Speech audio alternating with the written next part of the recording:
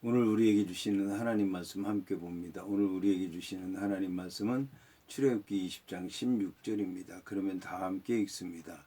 내 이웃에 대하여 거짓 증거하지 말라. 아멘. 오늘 말씀의 제목은 9번째 계명 거짓말하지 마라입니다. 그러면 본문의 말씀을 통해서 함께 은혜 나누도록 하겠습니다. 오늘 말씀은 내 이웃에 대하여 거짓 증거하지 말라입니다.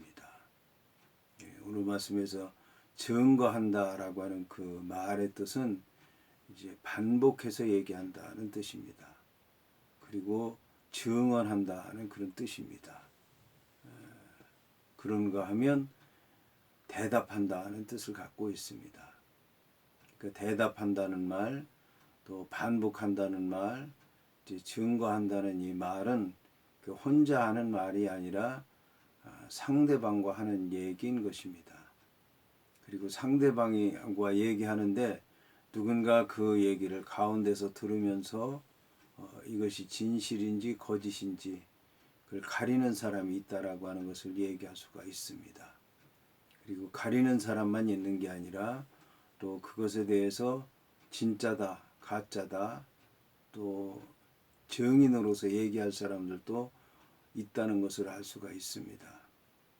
그러니까 최소한 이 증거한다는 말의 성립이 되려면 최소한 이제 7명이 있어야 됩니다. 왜냐하면 그 재판하는 사람이 있어야 되는 것이고 또 원고가 있어야 되고 피고가 있어야 되고 그리고 이스라엘 백성들 가운데서는 이 증인을 설 때는 최소한 2명이 서게 되어 있습니다. 그러니까 원고 쪽에 2명, 또 피고 쪽에 2명, 그렇게 하다 보면 7명이 되게 됩니다. 그래서 이제 증거한다는 말은 이게 혼자만의 문제도 아니고 두 사람만의 문제도 아니고 공동체의 문제라고 하는 것을 알 수가 있습니다. 그래서 이제 그 거짓 증거한다는 얘기는 거짓말로 얘기한다는 얘기입니다. 거짓말로 얘기한다는 말의 뜻은 어떤 말에 대해서 사실대로 얘기하지 않는 것을 얘기하는 것입니다. 그리고 어떤 것을 얘기하는데 근거 없이 얘기하는 것을 얘기합니다. 그리고 어떤 것을 얘기하는데 진짜 해야 될 얘기는 하지 않고 별로 중요하지 않은 얘기를 하는 것, 어떤 사실에 대해서 축소해서 얘기하는 것을 얘기하는 것입니다. 그런가 하면 어떤 것에 대해서 얘기를 하는데 필요 없는 것을 덧붙여서 얘기하는 것을 말합니다. 과장해서 얘기하는 것을 얘기하는 것입니다. 그래서 이제 증거하지 말라고 하는 말의 뜻이 얼마나 중요한가를 알아야 될 것이고 거짓 증거한다는 그 말은 결국은 이제 나만이 아니라 상대편만이 아니라 재판장만이 아니라 증인들, 공동체를 무너질 수 있도록 하기 때문에 이 거짓 증거하지 말라고 하는 이 말씀은 굉장히 중요한 말씀이라고 할 수 있습니다. 거짓 증거하게 되면 내가 무너지게 되고 내 상대편이 무너지게 되고 그 다음에 재판장이 재판을 바로 할 수 없게 되고 증언하는 사람들이 하는 말이 거짓말이 되게 되고 그로 말미암아 이제 그 가족이나 또 그 사회나 국가 전체가 다 위태롭게 된다라고 하는 것을 알아야 될 것입니다. 여기서 이제 증거의 대상이 누구냐면 내 이웃이라고 얘기를 하고 있습니다. 여기서 이제 내 이웃은 내 이웃을 가리키기도 하고 내 형제를 가리키기도 하고 내 동포를 가리키기도 합니다. 이 사람들은 이제 진실로서 맺어져야 될 그런 사람들입니다. 신뢰의 관계를 맺고 살아야 되는 사람들입니다. 서로를 위해서 신뢰를 맺고 사는 동안에 서로 합력하고 서로 도우면서 서로 사랑하는 가운데 그 가정과 또 사회와 국가를 이제 아름답게 하나가 돼서 이끌어가야 되는 그런 사람들이라고 하는 것을 알 수가 있습니다. 성경에 보게 되면 이 거짓 증언으로 말미암아 큰 가족과 또 그 사회, 국가에 큰 피해를 입힌 사람들이 많이 있다라고 하는 것을 알 수가 있습니다. 대표적인 사람이 이세벨이라고 하는 사람입니다. 이세벨이라고 하는 사람은 남편 아합이 나봇의 포도원을 갖기를 원했지만 갖지 못하자 그가 밥을 먹지 않고 누워 있는 것을 보고 이세벨이라고 하는 사람이 왜 밥을 먹지 않느냐라고 얘기를 하니까 아합이 나봇의 포도원을 갖고 싶어 해서 그렇다고 하는 것을 알게 되자 이제 밥을 먹도록 하고 내가 해결하겠다고 해서 장로들을 불러서 거짓 증인으로 세우고 그리고 그 나봇이라고 하는 사람이 왕을 대적하고 왕에 대해서 나쁜 얘기를 하고 왕을 모했다고 해서 그를 죽이고 나봇의 포도원을 빼앗고 그리고 이제 못된 짓을 했다라고 하는 것을 알 수 있습니다.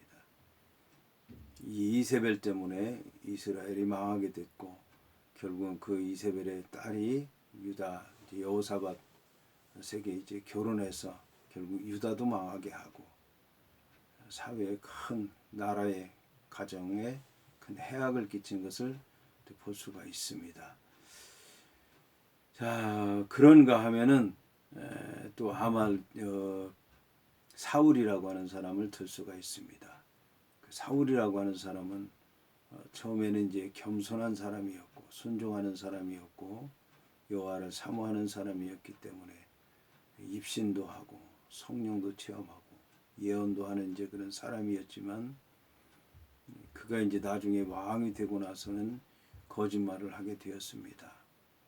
사무엘과 약속한 시간을 어기고 사무엘이 드리기로 한 그런 제사를 드리지 않고 자기 임의대로 제사를 드린 것을 볼 수가 있습니다. 그리고서 이제 사무엘이 오지 않아서 제가 제사를 드렸습니다. 이런저런 핑계를 대면서 자기가 옳다는 식으로 얘기를 했는데 결국 하나님의 말씀에 의하면 그는 이제 거짓 증거한 것으로 볼 수가 있습니다. 그런가 하면 블레셋과의 전쟁에서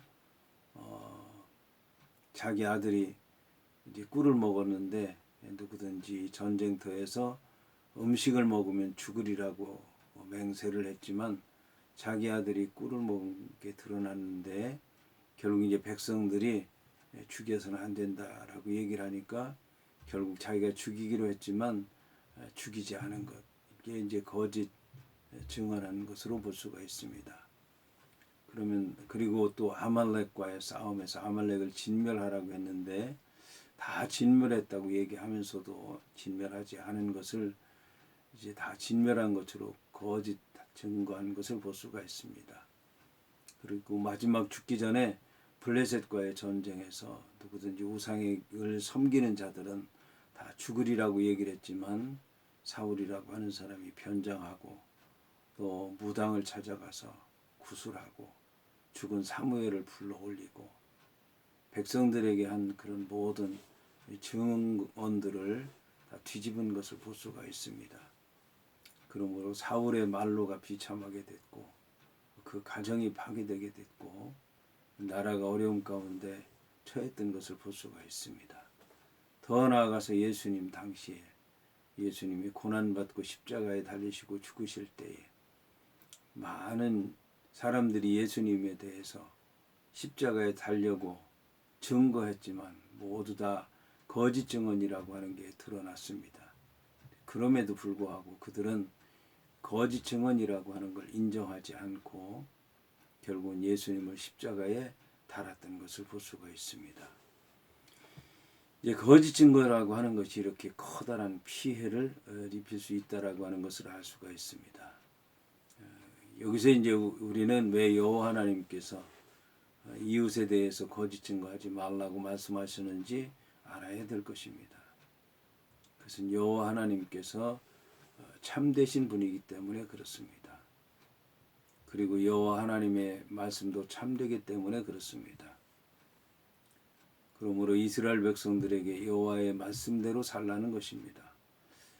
여호와의 말씀대로 삶으로 말미암아 거짓에서 떠나서 진리에 서라는 말씀입니다. 그리고 진리의 말씀대로 삶으로 말미암아 이스라엘 백성들이 참된 공동체가 되어야 되는 것이지 거짓된 공동체가 되어서는 안 된다라고 하는 것을 얘기하는 것입니다.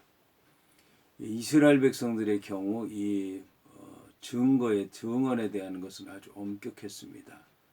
그래서 어떤 일에 대해서 증언을 할 때는 증인이 2명 이상 필요했습니다.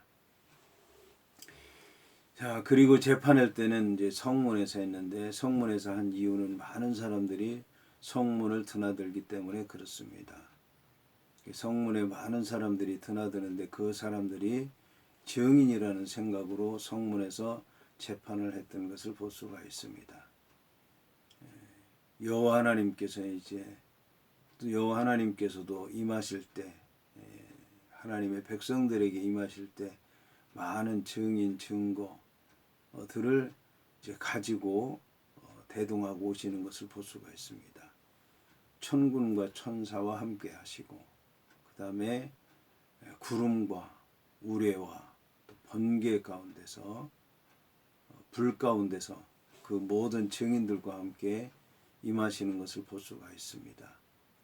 그리고 여호와 하나님의 말씀을 전할 때도 예언자의 입을 통해서 전하시고 여호와 하나님께서 제사에게 제사 드릴 때 제사장을 통해서 하도록 하시고 이스라엘 백성들을 다스릴 때 여호와 하나님께서 기름 부으신 왕을 통해서 다스리게 하시고 다 여호와 하나님께서 이런 증인, 증거, 증언 가운데서 임하는 것을 볼 수가 있습니다. 여기서 우리는 이제 이 증거라고 하는 게 얼마나 중요한 것인가를 알아야 될 것이고 참된 증거가 모든 사람들을 다 살린다. 근데 참된 증거, 참된 증인, 참된 증언은 여호와 하나님께로부터 온다는 것을 우리가 알아야 될 것이고 참되신 여호와 하나님을 섬김으로 말미암아 나 자신이 참되고 내가 속해 있는 공동체가 참됨으로 말미암아 하나가 되고 서로 신뢰하고 협력할 수 있는 그런 공동체가 되어야 될 줄로 믿습니다.